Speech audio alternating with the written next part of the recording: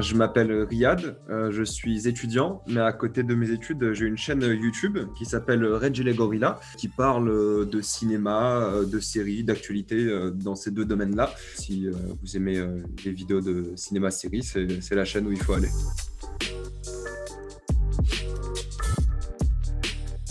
Des fois, je vais regarder 3 films par soir, mais on va dire en moyenne, on va dire 5 films par semaine. Et on va ajouter 1 à 2 saisons de séries aussi par semaine.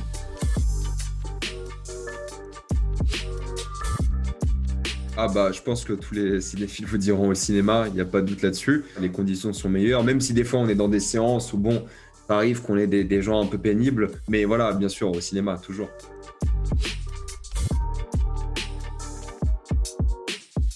Je pense que quand tu as une routine d'aller au cinéma 3 à 4 fois par semaine, ça te fait bizarre de plus avoir cette sortie. Mais je pense qu'en soi, le fait d'aller au cinéma n'est pas une nécessité. Surtout aujourd'hui, on a tellement de contenu partout ailleurs, on a le temps de rattraper des choses qu'on n'a jamais vues. Bon, c'est dur évidemment pour les salles, c'est dur pour nous. Je veux dire, la situation est comme ça et je suis content aussi d'avoir des alternatives aujourd'hui.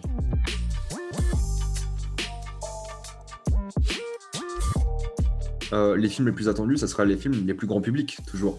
Donc bien sûr qu'un Fast and Furious, c'est pas aussi intéressant que, je sais pas, un Pieces of a Woman sur Netflix, quelque chose comme ça. Bien sûr, mais un Fast and Furious, ça attire évidemment beaucoup plus, il y aura beaucoup plus de clics, parce que l'idée, c'est de faire du spectacle, du spectacle, du spectacle. Et moi, j'aime beaucoup aussi de voir des blockbusters. Moi, j'adore ça, voir des super-héros, des trucs, j'adore ça. J'aime aussi les petits films. Et les grands films, l'objectif, c'est de ramener de l'argent, c'est pas d'être forcément qualitatif. Oui, je pense que tu prends moins de risques à aller voir un film comme Tenet, mine de rien, qui a une grosse campagne marketing, que tu as au moins un ami qui allait voir, plutôt que voir un film indépendant que personne t'a conseillé, tu n'en as jamais entendu parler, qui est certes peut-être un chef-d'œuvre, mais va dépenser 7, 5, 10, 12 euros pour risquer ça. Quand tu as une carte UGC ou Pathé, là, tu peux risquer. Et quand tu l'as, c'est que tu es un minimum intéressé et que tu peux te permettre d'aller voir un peu tout. Il suffit d'aller voir un film hors blockbuster au cinéma et se rendre compte que la salle, c'est majoritairement des personnes âgées, même en soirée, ou alors des gens qui sont là par hasard. C'est dur de trouver des bons films, toujours, parce qu'ils sont toujours noyés dans la masse médiatique, où on a vraiment envie de payer. De toute façon, les gens qui produisent des gros films, c'est ceux qui vont les mettre plus en avant, qui vont plus payer pour le marketing, on va en entendre parler de partout. Mais les petits films, ils se trouvent, hein. Je suis sûr que si on regarde Netflix, chaque semaine, ils doivent ajouter des films. Je suis sûr qu'il y en a au moins 1 sur 10 qui est très bon à chaque fois. Et un film sur 10 qui est très bon, c'est déjà très bien.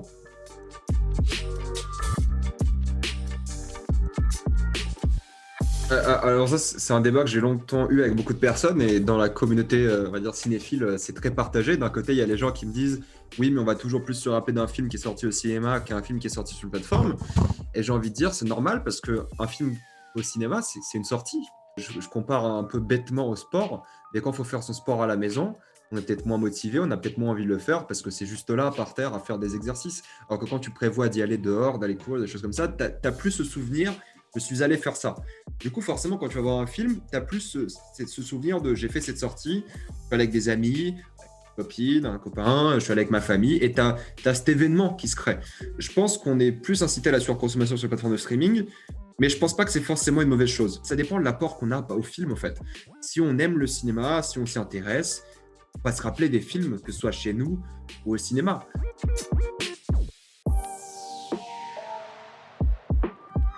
Je pense que les plateformes de streaming, c'est aussi bien parce que ça nous permet de voir des petits films un peu moins grand public. Pour vous donner 3 exemples que j'ai vus. J'ai vu Malcolm et Marie, que moi j'ai beaucoup aimé, qui est sorti sur Netflix cette semaine. One Night in Miami sur Amazon. Et Le Tigre Blanc, un film indien. Combien de personnes vous aurez dit il y a 5 ans avant Netflix, j'ai regardé un film indien hier. En France, c'est rare, c'est extrêmement rare, ça arrive quasiment jamais. Et là, on a cette chance où on peut découvrir de tout. Et moi, je le vois à chaque fois, le top 10 Netflix. À chaque fois, je suis étonné, je me dis, mais je trouve ça dingue qu'un film comme ça, pas forcément que j'ai vu, mais juste tu regardes la bande-annonce, tu te dis, mais ça, c'est purement un film d'auteur. Je suis étonné et content en même temps que ce soit dans le top 10 Netflix. Et moi, je le vois avec ma famille, surtout les personnes un peu plus âgées dans ma famille et leurs amis. Ils me disent « Ah, t'as vu ce film sur Netflix, t'as vu ça, t'as vu ça ?» Et à chaque fois, ils me conseillent des films d'auteur. Et juste parce qu'ils étaient sur Netflix, ils se sont dit « Ah, je vais tenter ça, je vais essayer des trucs comme ça. » Et ça, c'est génial. Mon père, le premier, il regarde un nombre de films impressionnant. Et il n'est pas du tout cinéphile, pas du tout. Mais là, vu que c'est mon confinement, tout ça, il regarde plein de films. Et des films dont j'ai jamais entendu parler. Puisque c'est sur Netflix, c'est un film israélien, c'est des choses comme ça, par exemple. C'est une porte pour la curiosité. Les plateformes, c'est génial pour ça.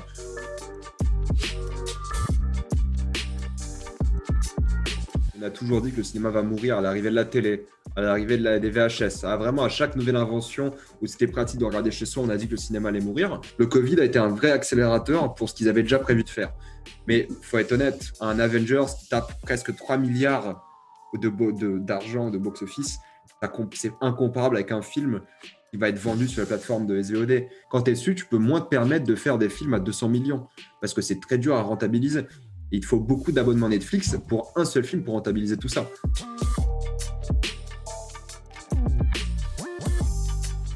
Alors les avantages, ils sont clairs et nets, hein. C'est le ratio de prix et de contenu, quantité et prix, parce que pour un abonnement Netflix à 16 € le max, tu as une bibliothèque de films incroyable, hein. Tu as plusieurs milliers de films et de séries, donc de ce point de vue-là, les plateformes de SVOD restent imbattables.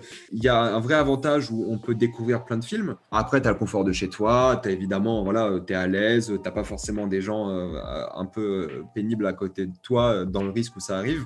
Les inconvénients, c'est qu'on est chez soi, on est moins impliqué dans le film, c'est sûr. Quand on est au cinéma, sauf si on sort son téléphone, mais bon, normalement, quand on aime aller voir des films au cinéma, on ne touche pas à son téléphone.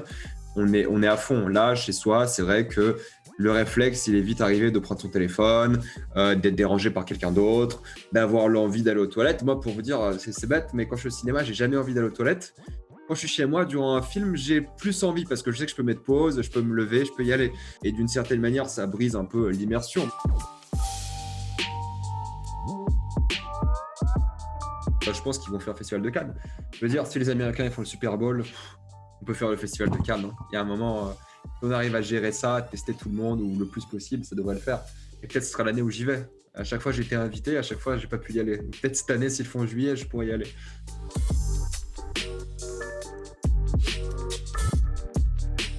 Écoute, en ce moment, je me suis donné une règle de faire une soirée film par semaine, donc de regarder des films. J'en profite pour regarder des films que j'ai pas vus depuis longtemps. C'est sûrement le meilleur moment pour voir des films qu'on n'a jamais vus, qu'on a envie de voir. Là, par exemple, j'ai regardé Palmer de Apple TV+. Ah, c'était une histoire sympathique d'un homme qui est sorti de prison, qui devait se connecter avec un enfant garçon, mais qui était clairement efféminé. Et tu avais cette lutte des deux mondes, un peu ex-condamné à garçon un peu efféminé. J'ai revu Casino de Martin Scorsese. Là, c'est un film de 3 heures. Tu peux t'évader, clairement. T'es plongé dans la mise en scène et les acteurs. Et j'ai vu Ali avec Will Smith parce que je me suis remis vraiment à fond à regarder, je sais pas pourquoi, des documentaires sur la boxe en ce moment. Et je me suis dit, film. Je pense que c'est le moment pour regarder des classiques. En ce moment, je suis un peu moins série, mais pareil, je rattrape Mr. Robot que j'ai jamais fini pour l'instant. Donc pareil, il me reste une saison. Tout le monde me dit de regarder WandaVision. En ce moment, je vais commencer ce soir normalement. Je vais regarder Your Honor avec Bryan Cranston. Je vais regarder une série espagnole que j'ai beaucoup aimée aussi qui s'appelle Anti-Disturbios. Et ouais, j'en ai parlé sur ma chaîne, si tu veux plus de séries à conseiller en ce moment. De tête, voilà, c'est celle que je conseille en ce début d'année.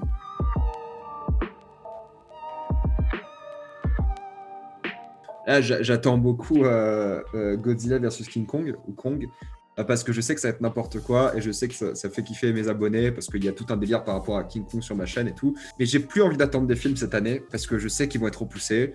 Et là, tu as James Bond qui a encore été repoussé à novembre. S'il sort cette année, c'est bien.